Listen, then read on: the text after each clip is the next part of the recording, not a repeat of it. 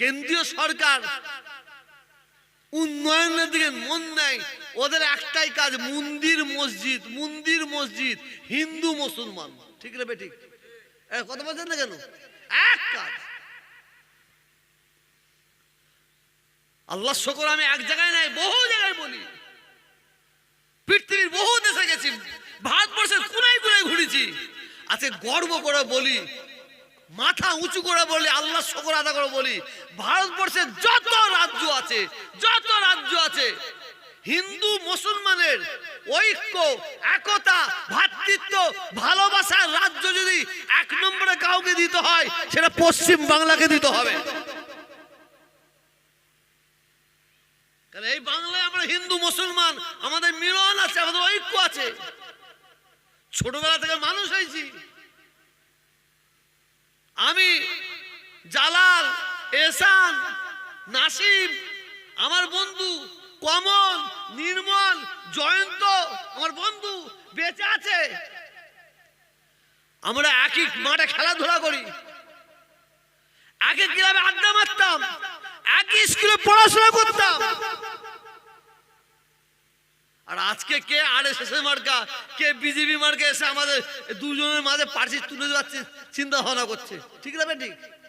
কিন্তু না, কোন রাজ্যে সাকসেস হবে জানি না, কিন্তু এই বাংলায় সাকসেস হতে পারবে না। কসম খোদার খেয়ে বলে যাচ্ছি, বাংলায় সাকসেস হতে পারবে না। কারণ আমাদের বাংলার হিন্দু মুসলমানের মিলনটা আলাদা, ভালোবাসা আলাদা।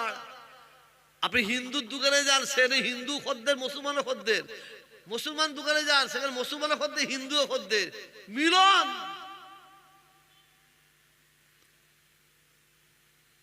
বিজেপি সরকার বহুদিন থেকে চিন্তা করছে বাংলাকে কিভাবে নেবো, বাংলাকে কিভাবে দখল করব। আমার কথা শুনছেন? ওই একজন ওয়াহাব ভাই বলে রেখেছে, সবাই দেখছে। এইটি হচ্ছে মুসলমানদের বদগুণ, এইটাই মুসলমানদের বদগুণ। ওখানে মারামারি হচ্ছে, সব মুসলমান চলে গেল। আর 10টা হিন্দু ভাই যদি থাকে না, কেউ যাবে না।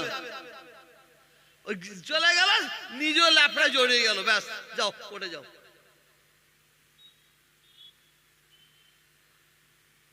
আমার কথা বুঝতে পারছেন না? পারছেন না? আমাকে ভুল বুঝবেন না, ভুল বুঝবেন না। আমাদের মধ্যে ইউনিটি নাই, ঐক্য নাই, একতা নাই। এই বাংলার মাটিটা সম্প্রীতির মাটি, বাংলার মাটিটা সম্প্রীতির মাটি, স্বামী বিবেকানন্দের মাটি, রামকৃষ্ণজির মাটি, পীর আবু বকর সিদ্দিক রহমাতুল্লাহর মাটি, আল্লামা রুহুল আমিন রহমাতুল্লাহর মাটি, রবীন্দ্রনাথ ঠাকুরের মাটি, নজরুল ইসলামের মাটি। এই সম্প্রীতির মাটিতে অত সহজে দাঁত গলানো যাবে না। কিন্তু দুঃখের বিষয়, ইসলামের যত ক্ষতি করেছে হুজুর পাশাদের আমল থেকে, ইসলামের যত ক্ষতি হয়েছে, বিশ্বাস করুন হিন্দুরা করেনি, খ্রিস্টানরা করেনি। ইসলামের সবচেয়ে বড় বড় ক্ষতি করেছে মুসলমান। আর এই মুসলমানগুলোকে বলা হয় মুনাফেক। হযরত উসমান গনি রাদিয়াল্লাহু তাআলা আনহুকে শহীদ করেছে কে? কুরআন শরীফ তেলাওয়াত করছিলেন, ওই অবস্থায় শহীদ করেছে কে? মুসলমান। হযরত ওমর ফারুক হুজুরকে শহীদ করেছে কে? মুসলমান। ইমাম হোসেন রাদিয়াল্লাহু তাআলা আনহুকে শহীদ করেছে কে? মুসলমান। আর সেই রাস্তা এখনো চালিয়ে যাচ্ছে। আর বিশেষ করে ভোটের সময় আসলে তো মুসলমানদের বুনের মাস এসে গেল। ভোটকে কেন্দ্র করে আমার ওই পাড়ায় হিন্দু ভাইরা বাস করছে, 200 ঘর হিন্দু ভাইরা বাস করছে। দেখেন ওখানে মারামারি, কাটাকাটি, খুনোখুনি কিচ্ছু নাই। আর এখানে 10 ঘর মুসলমান আছে, লেগে যাচ্ছে, শুধু লেগে যাচ্ছে।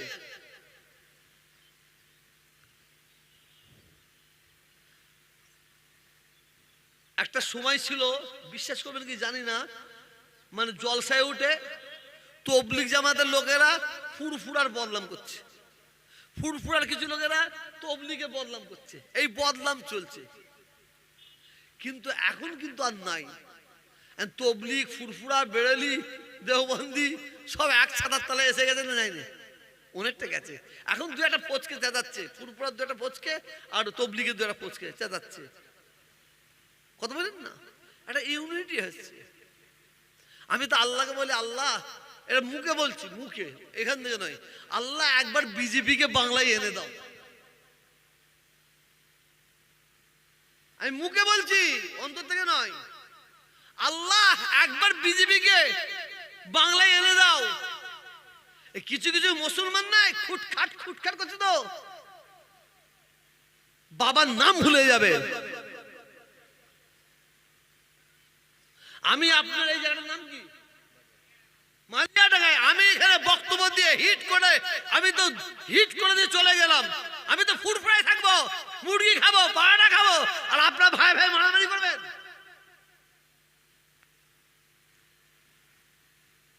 এই বাংলায় শুনেন 65% আমার হিন্দু ভাইরা বাস করে। কত বললাম? 65%। আর মুসলমান কত? 35। আচ্ছা বলুন তো, যদি আমার হিন্দু ভাইয়েরা সব একদিকে হয়ে যায়, একদিকে হয়ে যায়, বলে আমরা বিজেপিকে ভোট দেবো, রুখতে পারবেন? এই কথা বলছেন না কেন? যদি 35% মুসলমান যদি একদিকে হয়ে যায়, এমএলএ হতে পারবে, প্রধান হতে পারবে? চালাকি করার জায়গায় পাওনি। বাংলাকে, বাংলার মুসলমানের, আমাদের ইউনিটি, হিন্দুদের ইউনিটি, এটা ভাঙার জন্য বড় প্ল্যান করলো। কি করলো? কয়েকটা মুনাফেক মুসলমানকে ছেড়ে দিল। কত টাকা নিবিলে, কত টাকা নিবিলে, রেকর্ডিং হচ্ছে, রেকর্ডিং হচ্ছে। খুদার কসম খেয়ে বলছি, বিজেপির বড় নেতা আমাকে ফোন করে বলছে, পীর সাহেব একটু আপনার সঙ্গে সাক্ষাৎ করতে চাইছি, আপনি দিল্লি একটু আসুন। আমাকে ডেকেছে। আমি না, আমি যেতে পারবো না। ওয়েলকাম, আপনি ফুরফুরা আসুন। আমি দিল্লিতে গিয়ে কথা বলি, মৌসুমপাড়া বলে হাই মাল খেতে যাচ্ছে। কি করতে হবে? বলে বিজেপির প্রচার করতে হবে না, বিজেপির হয়ে কথা বলতে হবে না, শুধু এই সরকারের একটু বদনাম করুন, এই সরকারের একটু বদনাম করুন। আমি এতে কি লাভ হবে? এতে লাভ হবে, ওই মুসলমানদের দুটো দল হবে। বুঝতে পারছেন না? মুসলমানদের দুটো দল হবে, আর উনি ভেতরে ঢুকবে। আর এই কাজটা করাবার জন্য দু একটা দালাল ছেড়ে গেছে। দালাল গুলোকে আপনারা দেখতে পাবেন পরে, ভোটটা শুনলাম ঘোষণা দেখতে পাবেন। দালাল যা হিন্দু পাড়ায় গিয়ে একটা মিটিং করে দেখা, তুই একটা হিন্দু পাড়ায় গিয়ে মিটিং করে দেখা, তবেই তো বললো মায়ের লাল। যেখানে মুসলমান সব একসঙ্গে আছে, এক জায়গায় বাস করছে, সেখানে গিয়ে কাঠি লেড়া দিয়ে দুটো দল করছে।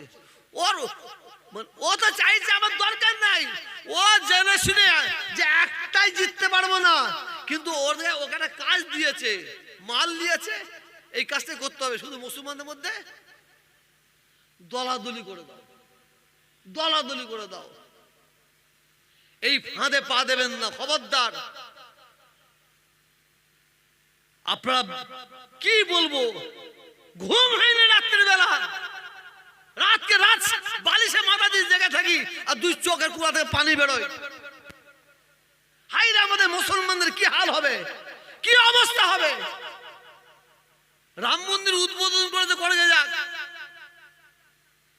ওদিকে আমি যাব না, কিন্তু রাম মন্দিরকে উদ্বোধন করে আমার মোবাইল আছে, মুসলমান পাড়ায় ঢুকেছে ওই আরএসএস এর কিছু মাল, মুসলমান ভাইয়ের গায়ের জামা খুলে নিয়েছে, পরনের কাপড় খুলে নিয়ে তার লজ্জাস্থানে আগুন জ্বালাচ্ছে। 3 দিন আগে ঘটনা, কর্মস্থানে আগুন দিচ্ছে। কালকের ঘটনা, মসজিদে ইমাম সাহেবকে মসজিদ থেকে টেনে ব্যাট বলিয়ে তাকে মারধর দিচ্ছে। আমরা বাংলার মুসলমান, বাংলা হিন্দু অনেক আরামে আছি। ঠিক বলবেন না ভুল বলছি আমি? এই দালালদের মতন কথা বলবেন না। আমি তৃণমূলের দালাল নই, আমি সিপিএম কংগ্রেসের দালাল নই, আমি আল্লাহ আল্লাহ রসুলের দালাল। বললেই মানে তোহা ভাই কিছু মাল পানি পেয়ে গেছে বলে বলতেছে, অত সহজ নয়। তোর টাকায় পিচ্ছা পড়ে দি। আমি জুলফিকারের বাচ্চা, আপনার জোরহাত করে বলছি, আপনার সকলে পায়ে হাত দিয়ে বলছি, এমন ভুল করবেন না। সেই ভুলের জন্য আপনার আমার মায়ের, আপনার আমার বোনের ইজ্জত যাবে। এমন কোন ভুল করবেন না যে আপনার আমার ভুলের জন্য আপনার আমার আল্লাহর ঘর মসজিদের মতো আঘাত আসবে।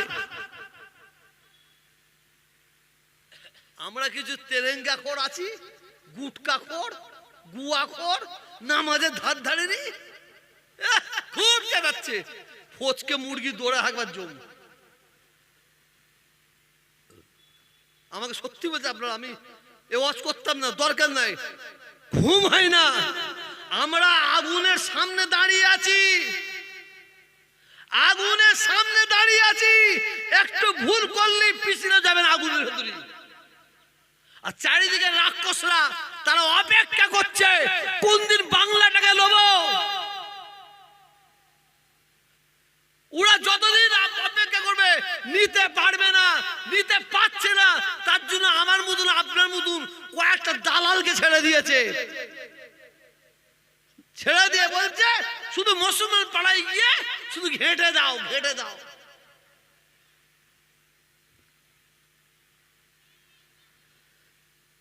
একটু দালালির তৃণমূলের হয়ে বলছি মনে হচ্ছে না?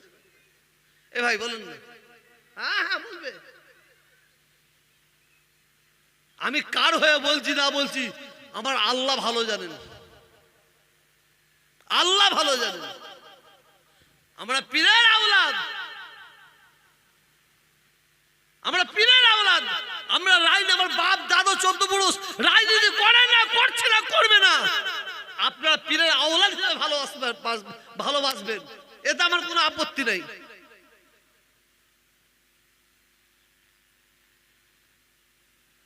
একদিন দেখছি কি, খুলে দেখি কোন একজন বলছে দাদা হুজুর নাকি রাজনীতি করতো। সকল বলুন নওয়াজবিল্লাহ, এটা জোরে বলুন। দাদা হুজুর রাজনীতি করতো। আবার বলে দাদা হুজুর 44টা সিট দিয়েছিল। কটা সিট? আমার বক্তব্য শুনতে খারাপ লাগছে নাকি গো? 44টা সিট দিয়েছিল। ঠিক আছে, মেনে নিলাম। এত বড় মিথ্যা বাংলার মুসলমানদের বুঝাচ্ছ, আমার দাদা হুজুরের সিলসিলাকে বিভ্রান্ত করছো। কটা সিট দিয়েছিল বললা? দাদা হুজুর পীর কেবল রহমাতুল্লাহ আলাইহি ইন্তেকাল করেছেন 1939 সাল। লিখেলেন কত বললাম? 1939 সাল।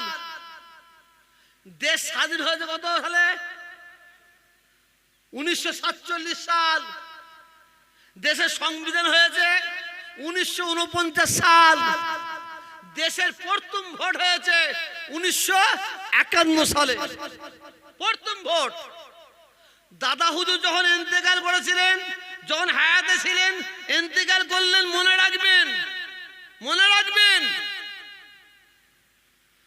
তখন দেশ চালাচ্ছিল কে? হ্যাঁ, ইংরেজ। গণতন্ত্র ছিল না, রাজতন্ত্র ছিল? রাজতন্ত্র। এইভাবে মানুষকে ভুল বুঝে ঠাই নাই। যাক, বাদ দেন, আমি ওইদিকে যাচ্ছি না।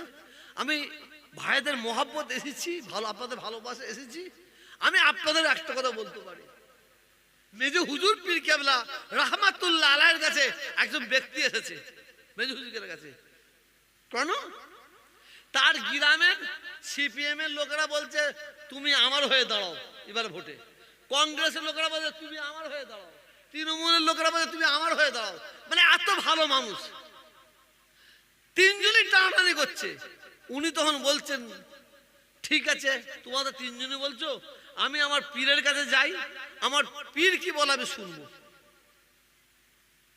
আমি গল্প বলি না। মেজো হুজুর কেবলার কাছে এসেছেন, বললো হুজুর সিপিএম কংগ্রেস তৃণমূল তারা বলছে আমাদের হয়ে প্রার্থী হও, কি করবো হুজুর বলুন।